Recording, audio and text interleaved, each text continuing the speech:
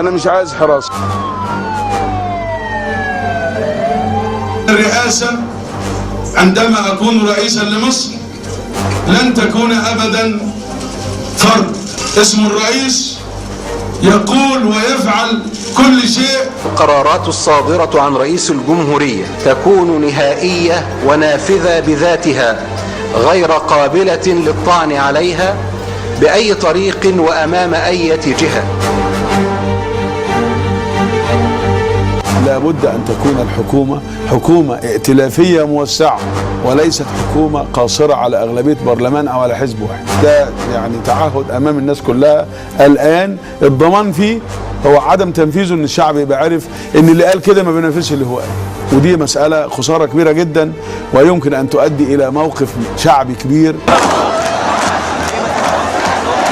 أتعاهد ألا يمس بحرية الإعلام، ولن أبدا يمنع أي رأي أو تغلق صحيفة أو قناة.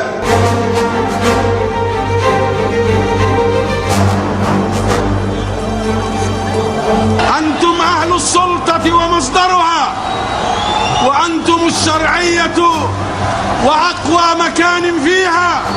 من يحتمي بغيركم يخسر، ومن يسير مع إرادتكم ينجح. لن ينتقص أحد كائنا من كان شيئا من حقوقكم ما دامت هذه إرادتكم.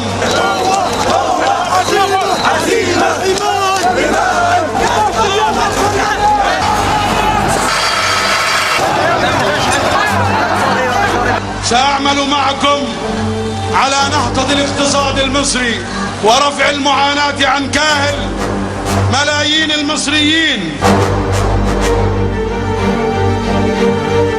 سأتواصل مع الجميع، أبوابي مفتوحة، الأبواب غير موصدة.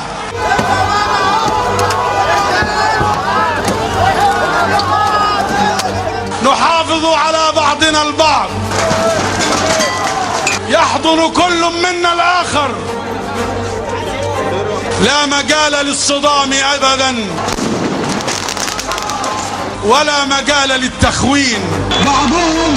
بعضهم يسافر يستخبى بره وبعدين يتصل بحد جوه، فإني له بالمرصاد ولن أتركه أبدا. جئنا برسالة سلام.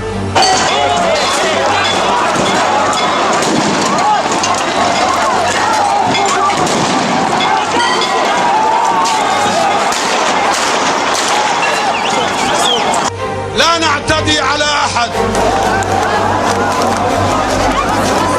احترام الشرعية وإلا البقاء للأقوى.